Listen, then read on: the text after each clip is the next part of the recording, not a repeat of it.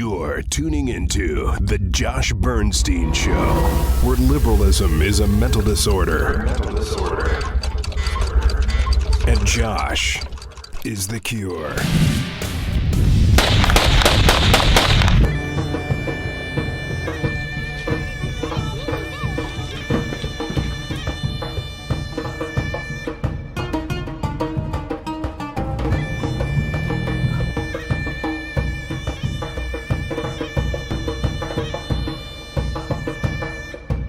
كثير من الناس هربت من الموصل بسبب داعش الآيسيس، وفي هذا المركز حاليا يعيش 110 عائلة، يعني 564 شخص.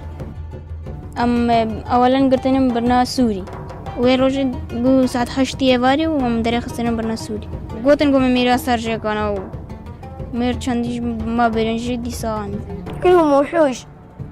ليش ما خلونا شي بالبلد؟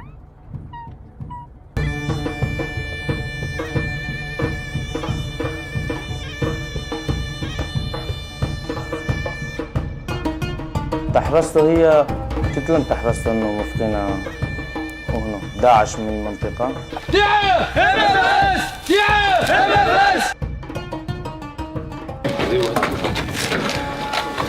This is a shot by their sniper. You can see those areas. This neighborhood is the Western Nashwe. It is controlled by ISIS.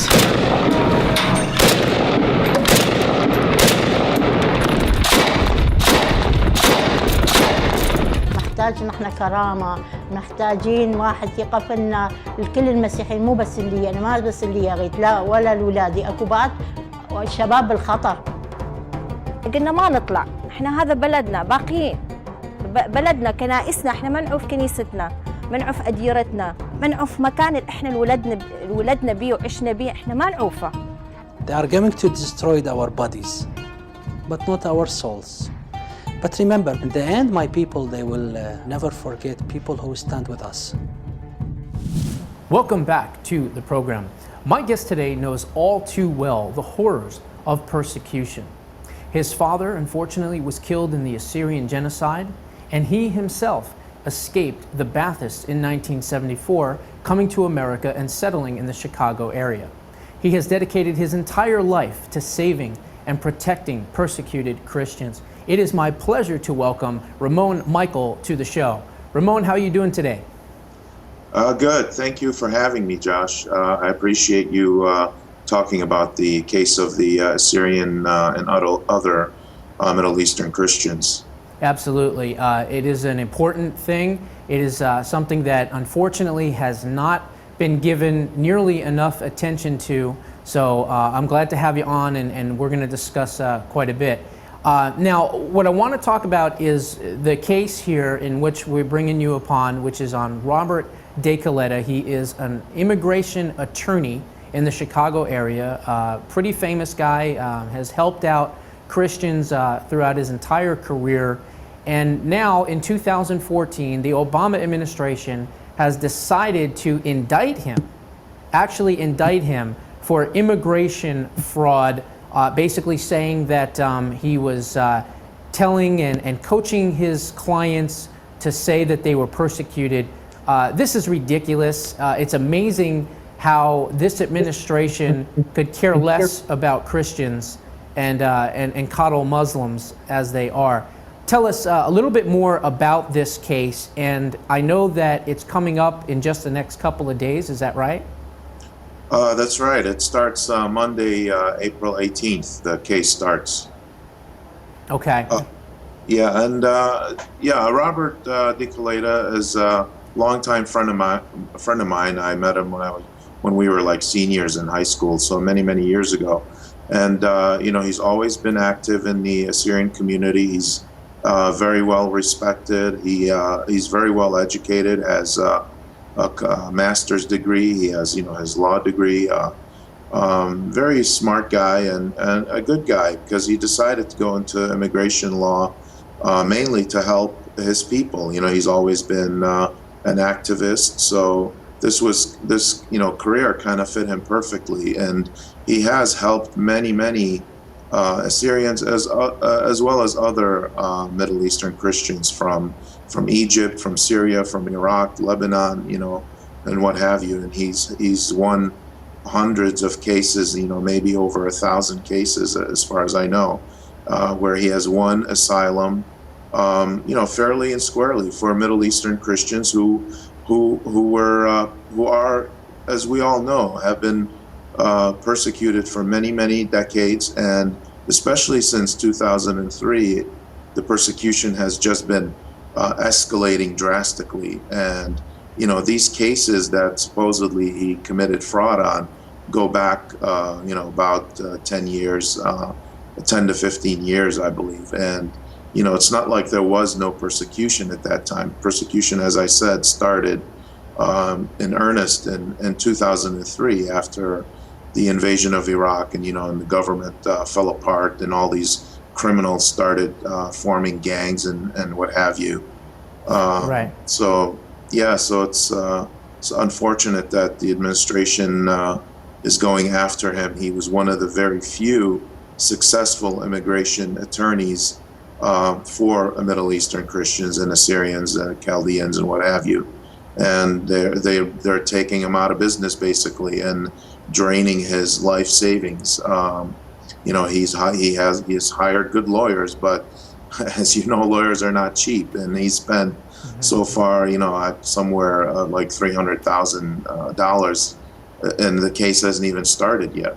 Wow. So they are basically destroying his livelihood and maybe his family if they do happen to win. And his business, from what I know, has been reduced by like up to 90%.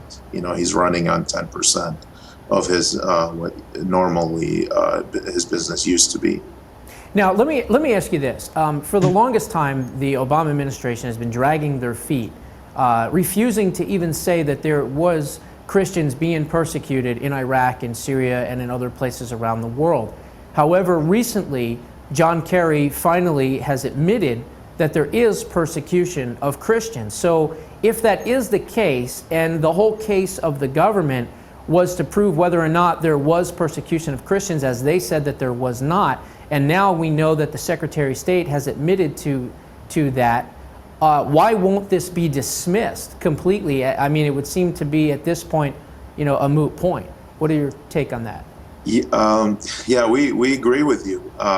Not only has the U.S., I would say, reluctantly admitted that there is genocide being committed against Christians after much pressure and much internal strife within the administration. They were trying their best to not use the genocide label for Middle Eastern Christians, and they were intent on only using it for the Yazidis. But reluctantly, they finally caved in, and they do call the persecution of Iraqi and Syrian Christians genocide. So I asked the same question: why aren't they dropping the case?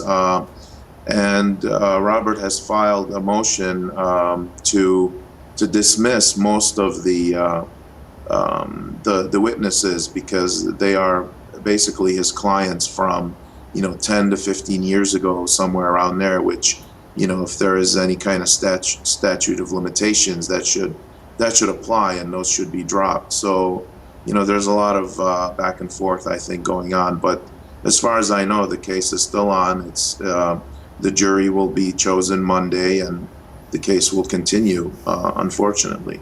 Now, if I'm not mistaken, the government, the strong-handed tyranny of the Obama administration for the past couple of years, has been interrogating and intimidating witnesses. They've been going into people's homes, unannounced and interrogating people. They have postponed this case a few times in order to intimidate more and more witnesses. Really, there's a lot of strong-arm tactics going on by the Obama administration. And what I find just ludicrous is that this is an administration that is pro-Muslim, without a doubt. They are bringing Syrian, quote-unquote, Syrian refugees, which again, I believe is the biggest false flag so far in the past 5 to 10 years. They're bringing these people into this country unvetted, They can't vet them. They've admitted that they can't vet them. And yet you have, these Christians that are running for their lives, literally, all around the Middle East. They're trying to gain asylum here. And the definition of asylum is when someone comes here to escape persecution, whether it be physical, political, or otherwise. They're coming here. They should be allowed here. We should be allowing these folks to come here and not, some of these other folks that are unvetted. Tell us a little bit about what this administration has been doing. They've been focusing their attention on deporting some of the Christians that have already arrived here.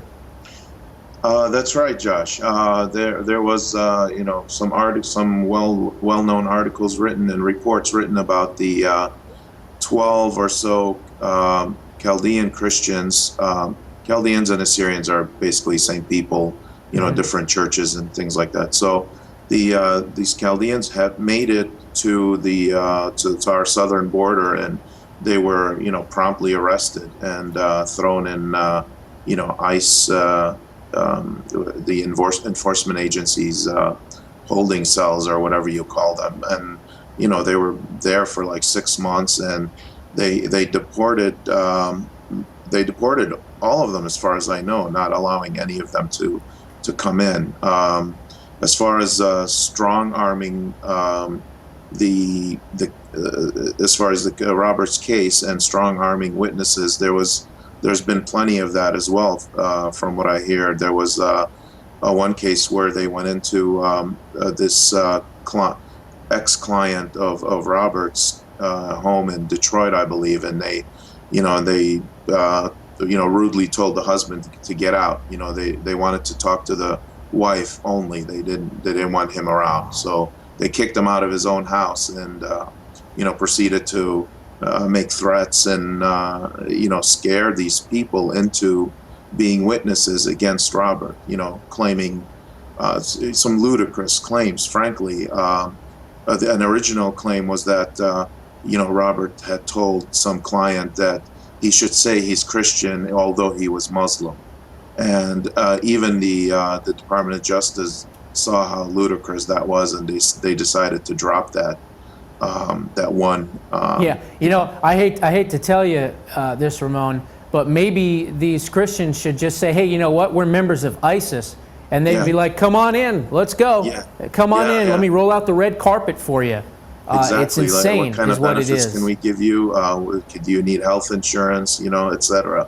But as soon as they say they're Christians, they are, it's a 180-degree turn. But I'll tell you one case where a judge ruled that, in one of Robert's cases, he ruled that, it's wrong to say that there is targeted persecution of Christians in Iraq. And he based that on, from what I know, there was a business of an Assyrian store owner in Iraq was bombed. The guy was killed.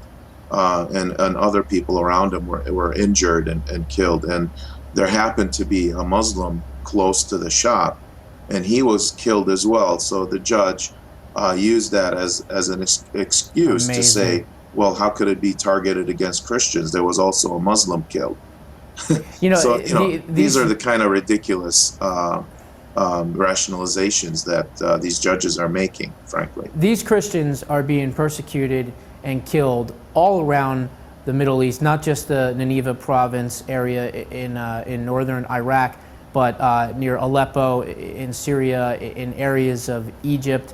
The churches are being burned down, the people are being kidnapped, the women are being raped, the men are being slaughtered and beheaded. It's really a full-on genocide. And this administration, led by Barack Obama, could care less. I mean, what did he do? A couple of little bombing raids here and there? He didn't even lead the bombing raids. It was mostly the other countries like France and England and Germany and some of these other countries. We were just like, a willing participant, but we weren't really doing much. And then what does he do? He sends 200 to 300 soldiers into the area. I mean, it's window dressing, for God's sakes. These people are running for their lives. They're being told that you either have to convert or die. and they're fleeing from their homelands. Right now, Iraqi Christian population has dwindled from 1.5 million in 2003 to now less than 500,000. Many of those folks have been murdered and slaughtered. The others have been displaced in refugee camps and in other areas. Let me ask you this. With the Islamic Caliphate that is starting to take place in Western Europe, I'll call it what it is, with this invasion of Western Europe, where are a lot of these Assyrian Christians going to find and seek refuge? Because if they're going to Europe at some point in the next 10 to 15 years, unfortunately, Europe's going to be an Islamic continent.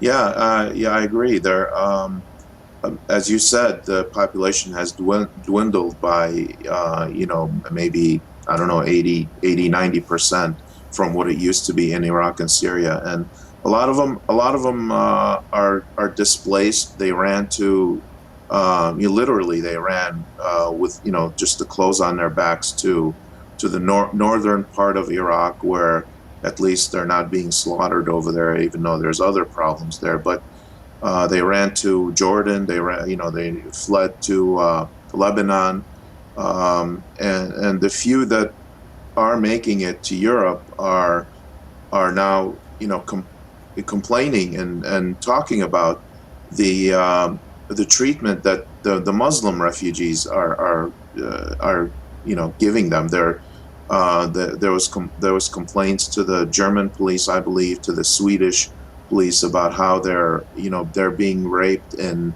some of these refugee holding cells in Germany and Sweden, and they can't wear crosses, they can't show that they're Christians, they have to keep that a secret, and this is in the middle of Europe. So yeah, they do what they can. They go to Sweden, they go if they can get to Germany or Australia, that by all means they do it. But as you said, well, how long is that going to last if Europe is being actively conquered? Yeah, absolutely correct. And I've talked on this at length a lot of different times. Folks, you need to understand that Robert DeKelaita is basically the Robert Shapiro of attorneys for the most part. He is the #1 immigration attorney probably in America that has his love and care for the Assyrian Christians and has dedicated his life completely to helping protect these persecuted Christians. And this administration is going after the #1 attorney in America that is helping these Christians. It is a very, very sad situation. Before I let you go, where can folks go to donate to Robert DeKelaita's defense? Thank you, Josh. Yes, please go to justiceliberty.com, and there's a PayPal button there, and all proceeds will go to help Robert win his case. As I said, he spent upwards of $300,000 so far, and the trial hasn't even begun yet. It's starting next week. So he has good lawyers, but good lawyers are expensive. They are. So yeah, please, justiceliberty.com. Justiceliberty.com. Okay. Well, Ramon, thank you so much for being with me. The guest is Ramon Michael, and the website is justiceliberty.com. It is to help the fate and the trial of immigration attorney and Assyrian Christian Robert DeKelaita. Ramon, it's been an absolute pleasure having you on the program. I wish you and Robert, of course, the best of luck. Thank you very much. Thanks for having me, Josh. No problem. God bless. God bless. Okay, folks. So that was Ramon Michael, a great patriot, really doing everything that he can to help these Christians, to help these persecuted Christians. He's doing God's work. And one thing I'm going to leave you with before we end the show. If anybody out there watching this now still thinks that Barack Hussein Soetoro Marshall Davis Obama is a Christian, you're an idiot. Plain and simple. You're an idiot, you're a moron. The president is a Muslim. There's no question about it. As a matter of fact, I would say that you're the crazy one if you deny the fact that he is, that you think he's a Christian. He's not. I mean, all you have to do is take his own words to prove that he is 110% a Muslim. And he pulled the greatest trick in American history, because America thought that they were electing the first black president. No. You elected the first Muslim president, and hopefully the last. Now, why do I say that? I say it because of this. When Barack Obama said that the greatest sound he's ever heard from the kafar, which is the Muslim call to prayer, would a Christian say that?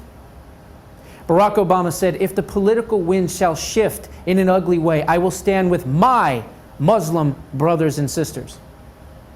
Again, would a Christian say that? What about when he was talking to George Stephanopoulos and he said, those that are trying to hijack my Muslim faith? Would a Christian say that?